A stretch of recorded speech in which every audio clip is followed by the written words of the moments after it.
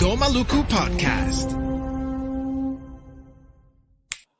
My friends, good evening, good morning, good afternoon, wherever you are, wherever you're dialing in from. Thank you so much for joining the COP26 daily debrief.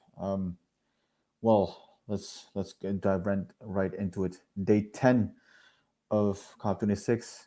We are, according to the COP presidency, one day away from a final text from the conclusion of COP26, and hopefully, according to the president again of the COP26 presidency again, the so some ambitious language on several sticky issues, including Article 6, which we'll dive into in a bit. For those that are keeping score today, you can see the people are leaving. Trying to get in was not a hassle. I could just walk straight on in. So actual waiting time to get into the venue was 2 minutes actually. And it was, you could see that people are actually gearing up towards leaving or preparing for to depart Scotland, to depart Glasgow, and go to their respective homes, wherever that may be. However, there's once they go back, once they probably land in their homes or in their countries, it is likely, very likely, that COP26 will not be concluded yet, because in my conversations with several representatives of parties, of state representatives, negotiators, nobody is expecting a conclusion on Friday, that it will go well into Saturday. So people that are creating a poll of when or a wager when the COP26 will be concluded, and have put their money on Friday, their odds are against them, because nobody expects a decision text on Friday. And we've seen this before. COP25, the previous COP in Madrid, went into double overtime. The final text was eventually adopted on a Sunday, whereas many negotiations were still ongoing on the Friday night, the Saturday night, and eventually Sunday morning at, I think 12 was the final stock take, leading up to the closing plenary to be concluded by, I believe, 5 p.m. on a Sunday. So we have seen this before, and again and again and again, every time a host country pushes for bold choices, lends political, invests politically into ensuring that a strong text comes out, or a text comes out. I think right now, and that is what a lot of parties are looking at, is that the UK wants a text to come out on Friday. From Indigenous people's point of view and many other constituencies, a no decision text on Article 6, for example, is better than a bad decision text. And things are going really fast now. From conversations, obviously, what we've heard is that there's a lot of pressure on the UK, and because there's a lot of pressure on UK, there's a lot of pressure on the parties. Or at least they're trying to project a lot of pressure on the parties to come up with a text on Friday. This probably is not a how should I say it? Not a surprise to you. If you've been watching the news, probably has made several news cycles. The the progress, or better say yet, lack of progress um, uh, at COP26, particularly on Article 6. Article 6 is right now, is now that loss and damage has been kicked further down the road, as in it will be, yeah, dealt with more in depth at the next COP, which has been announced that it will be in Egypt. So, ladies and gentlemen, you can already start booking your tickets for Sharm el Sheikh next year. Um, COP27 will be held in that city in the southern part of Egypt. I don't believe they have announced specific dates for that yet, but it will be in Egypt. It will be in the African region, and also can, uh, what we've heard so far, and they have taken the floor as well. The United Arab Emirates will be hosting COP 28. So that is in 2020, yeah, 2024. Um, right? Yeah, no, 2023. Sorry about that. It's very late, and I still, um, yeah, still haven't had a very good sip of my tea yet. 2023. Anyway, um, what happened today? Caucus meeting, which was hybrid, where people were joining in through the Zoom, and there were people in physically in person in the meeting, maintaining social distance, obviously, and going through the events of the day, or the agenda of the day. What we've heard as an urgent request from the COP presidency, of the secretariat, that the COP presidency wants to do a global stock take. Wanted to do a global stock take this morning, asking constituencies for textual proposals, not general statements, and to be ready to present them if time permits.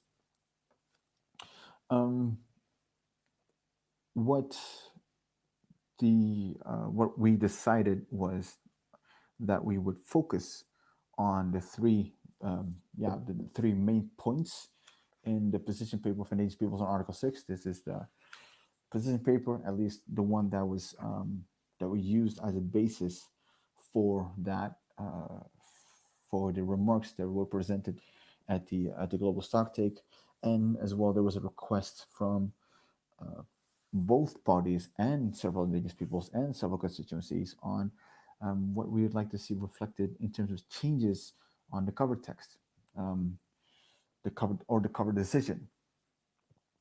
And yesterday at the daily debrief, we discussed a little bit what the cover decision, what it exactly entails.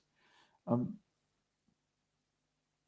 what I've learned leading up to the global stock take was, because I wasn't part of the whole discussion around the cover decision, but there was a lengthy document, a very long document about what Indigenous people want to see in the cover decision.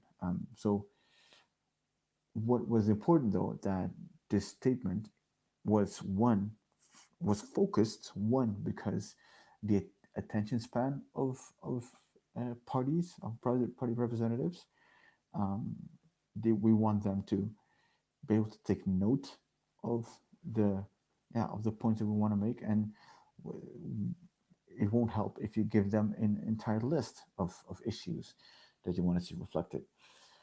So my request to the people that were working on a cover text was, right, I wanted to see three key asks that you want to see reflected in the cover text, in the cover decision. That's what I want to see, because we have three key issues that we want to see reflected in Article 6. So adding three issues from the cover decision would make six. That would be well enough for a 2-minute statement, because I don't want to go into overtime, and keep it focused. The the choice for me being sorry, not the choice. There was a proposal for me to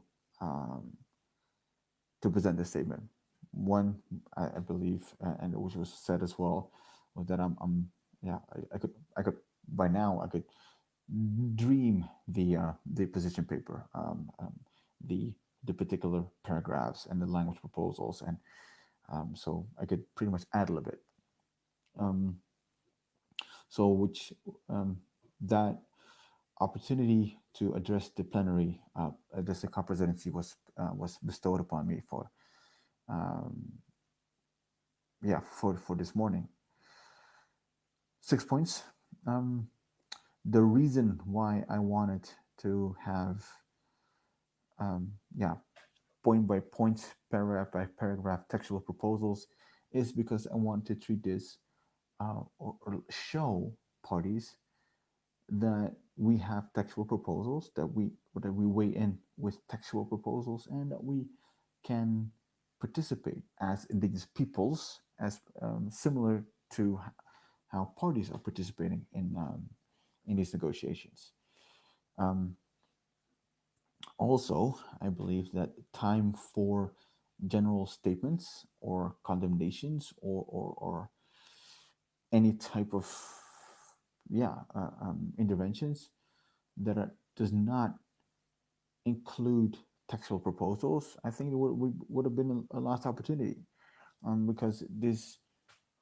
because we're this late in the game, um, and that ministers right now are really hashing out sticky issues. It is important that instead of like general remarks, general statements, interventions, that we actually come up with, all right, this is what we want to see reflected in paragraph and in Article 6.2 or 6.4, paragraph 31E, or in paragraph 63, or in the cover of Article 6.8. Um, as I believed that the conversation would have been, there was more merit in doing that instead of writing a general statement, a general intervention. Um, Once we've arrived in the general in the global at the global stock take, rather than that, the COP president gives some general remarks, um, hoping to to plead to the parties to make some bold concessions, to build bridging proposals, so that again that Friday would be the last day, and that there would be a final text to be adopted. Um, One of his words were also that people are watching, people are looking at COP26, and that's they cannot afford to fail. Um, Once he said that, I immediately thought my thought process was, well, if avoiding failure is what you want, surely you surely it couldn't be that avoiding failure would be the measurement of success. Is that what you're going to say? And when you hit when that final gavel lands, and then that you start and you go into a press conference and you tell the media, BBC, CNN, all the Al Jazeera, and who else, that we've that you've avoided failure. That's not success. That's actually avoiding failure. Um, Interesting point, and I thought it was worth repeating his own words, um, that that COP26 cannot afford to fail. So I included those lines as a closing argument, so to say, um, to in my intervention. Well received. I've spoken to a number of member states afterwards, received a number of texts from party representatives about appreciation of reiterating the textual proposals. Um, However, what we also learned during the um, during the caucus meeting that there was a new text was released. So the COP presidency not only called the global stock take, but also there was produced a new text. So we also had to go through that if there were any changes. On the outset, there were no many major changes. So I was comfortable to maintain the position that we had on the three issues as um, we have written in the position paper of November 8th. Um, that, uh, yeah, the new iterations were, how should I put it? In my opinion, we should have stayed with the position paper of the November 8th for the reason that um, this is our bottom line. The bottom line is human rights safeguards in line of activity design in line with international standards, consultation in line with pre-platform consent, and a grievance mechanism that is not um, um, performed by the superior body, but is actually done by an independent grievance mechanism. Any additional language, it, in my view, would confuse. No, no. Let me put it this way. Um, the perfect would then be the enemy of the good if you start adding language proposals or um, or paragraphs that are in the text that might, yeah, you want to see improved. Now, do I want to see them improved as well? 100%.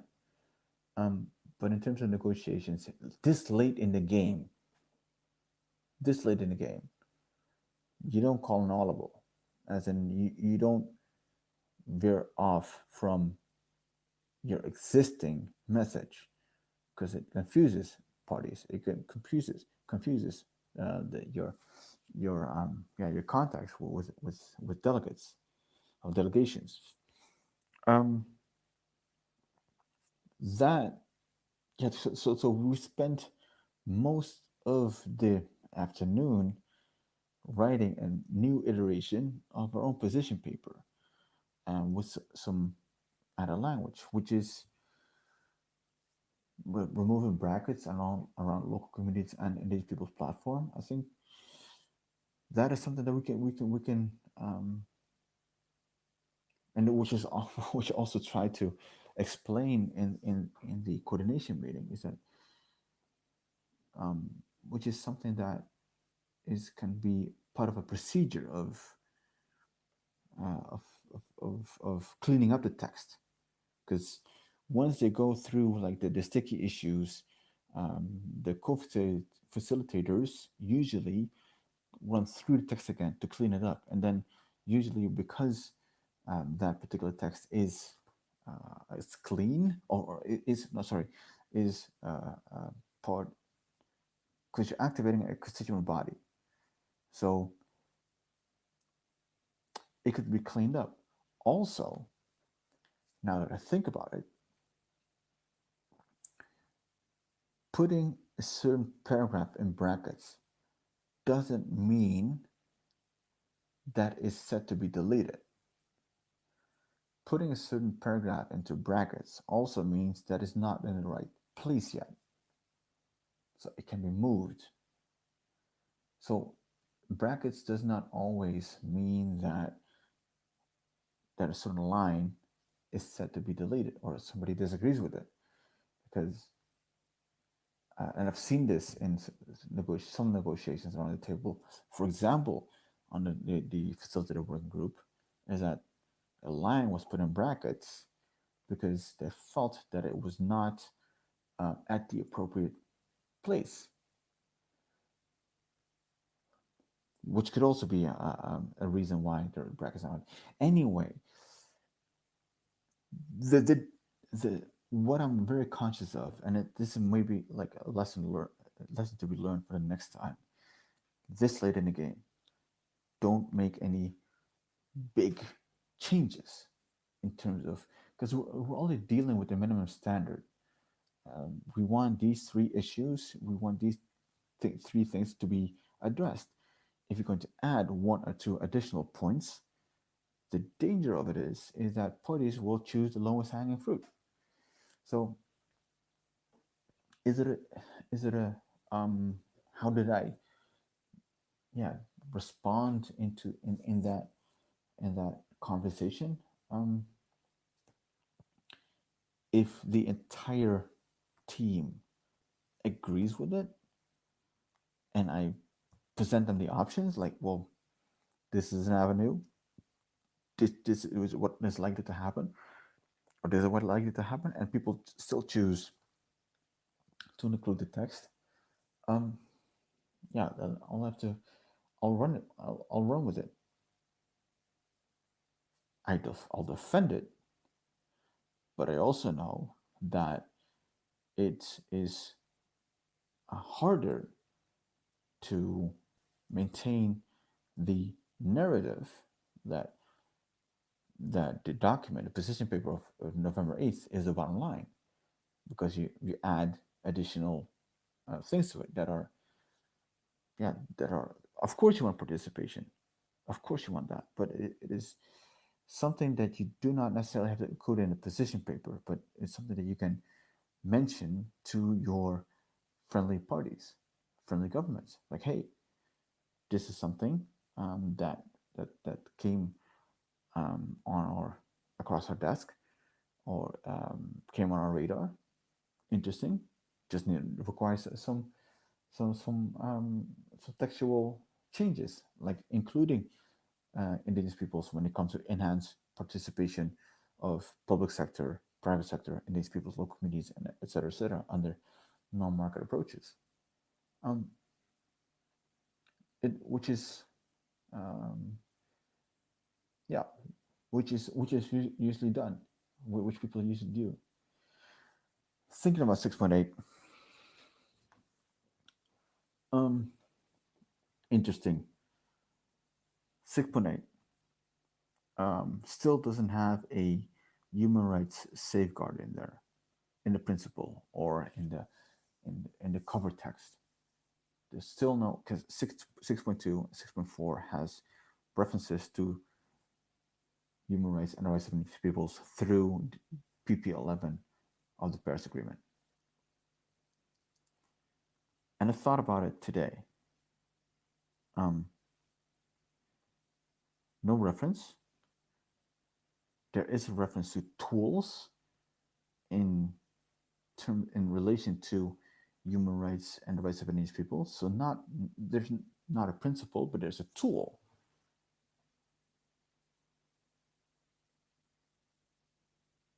There's a need, or not a need. There's a view from some countries, mostly in Latin America, to add more emphasis on 6.8. 6.8 right now does not have a modalities outlined in the non-market approaches, but a work, more like a, not a work plan, but modalities. I would not be surprised. I wouldn't be surprised if there's some element in there at the end of the day that that we do not expect, that would either create some kind of a body, platform, committee, or something along those lines that would include indigenous peoples and local communities,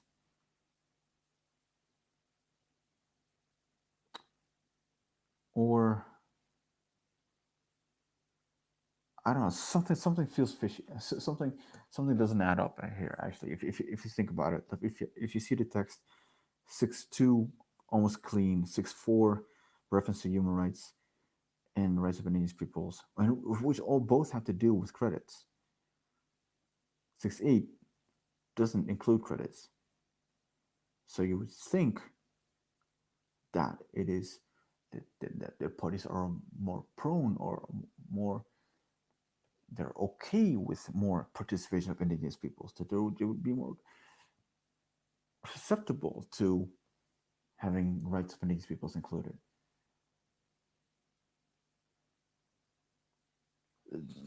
Yeah, there's a chance that um, there could be something boiling. I don't know what, but there's something that's because we've seen it before. Paris Agreement, we wanted to have rights in Article 2, it got removed, and all of a sudden at the 11th hour, we got ourselves a platform. We didn't ask for it. We didn't ask for the local communities and indigenous people's platform, but it was in there. Paragraph 137. Wouldn't be surprised. Because it is like all the signals are on green for that. Should have a talk tomorrow with one of these countries that I suspect for having such an idea, or that are entertaining that idea.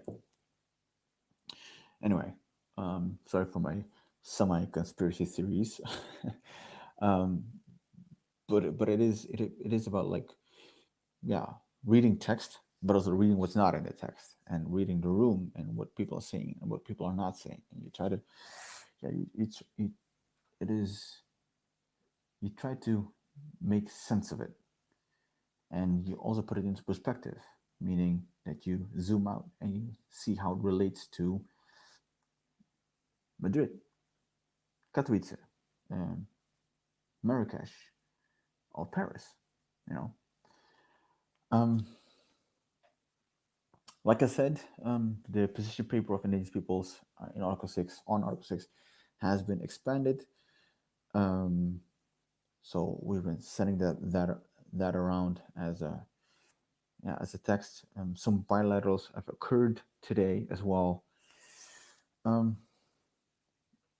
Something about bilaterals that I would like to share as well is that it is like, yeah, lack of a better word, asking someone out, and it is, yeah, you have to, no, no, that's not the best way to describe it. Setting up a bilateral, you don't do that out of the blue with a chair of a group or a country that you do not have a relationship with. You build that, you build rapport, and not just because you're. I wouldn't build. I would first build rapport with Vanuatu, with Solomon Islands, with Tuvalu, with other countries from the pieces before I would even think of asking for a bilateral meeting. Like, first, you need to build rapport with the yeah, with the delegates. So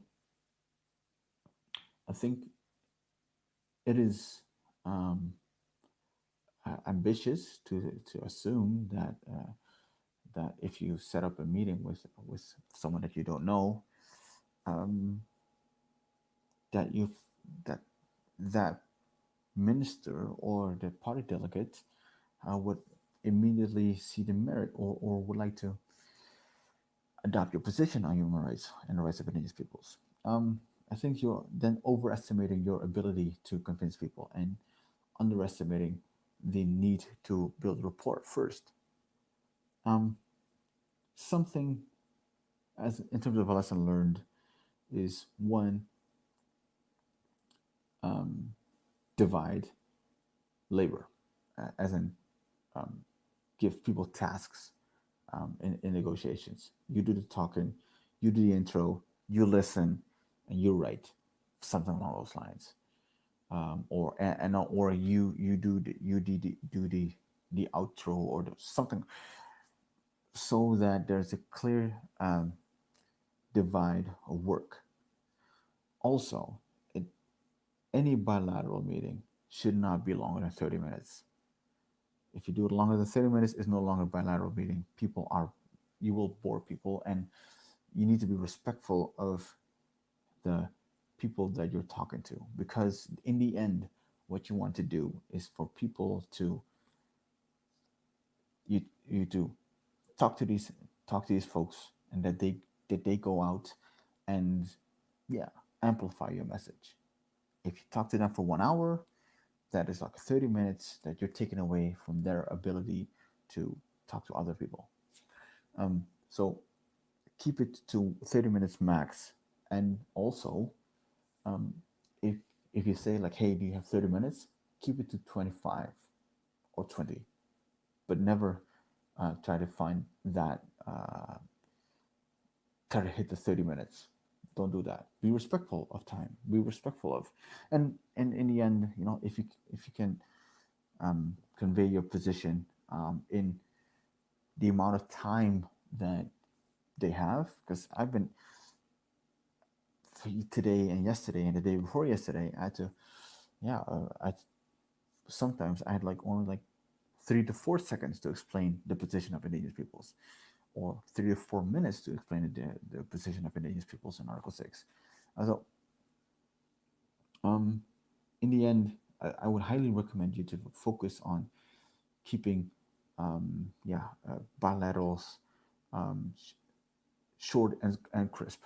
Yeah, keep it crispy, so that people have it's fresh and they can directly go into, yeah, what you want them to do is to spread the word, amplify your message.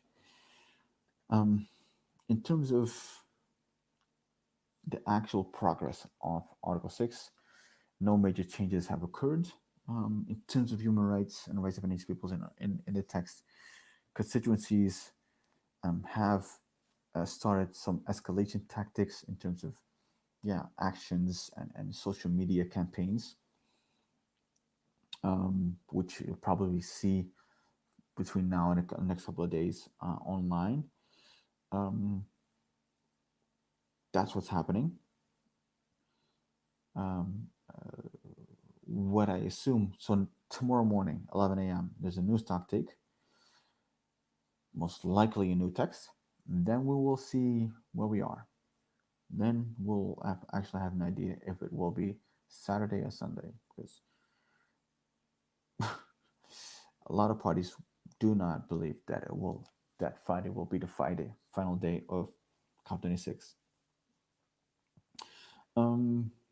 So what are we going to do tomorrow is obviously caucus first, coordination meeting, stock take, or whatever comes first. And we have to keep on pushing the narrative, keep on pushing the position paper, keep in contact with member states, with party delegates, and it ain't over till it's over. Um, One of a researcher actually, she asked me earlier this week, what do you think will be the outcome of COP26? I told her, like, ask me again on Friday. Yeah, either. Yeah, I think she'll have to ask me again on today or Friday, and I'll probably have to say, well, ask me again tomorrow or the day after tomorrow. So much remains to be, discussed. We will keep pushing. We have to keep pushing, and also, we'll have new co-chairs of the IP caucus, which is also exciting in terms of, who will it be. I have some ideas. Definitely, because we need to have a new co-chair from Latin America and a new co-chair from Africa. So that will all happen tomorrow. So I'll get back to you um, on Friday on COP26 daily debrief at day 11, and hopefully with some more updates. I So yeah, that's it for me for now.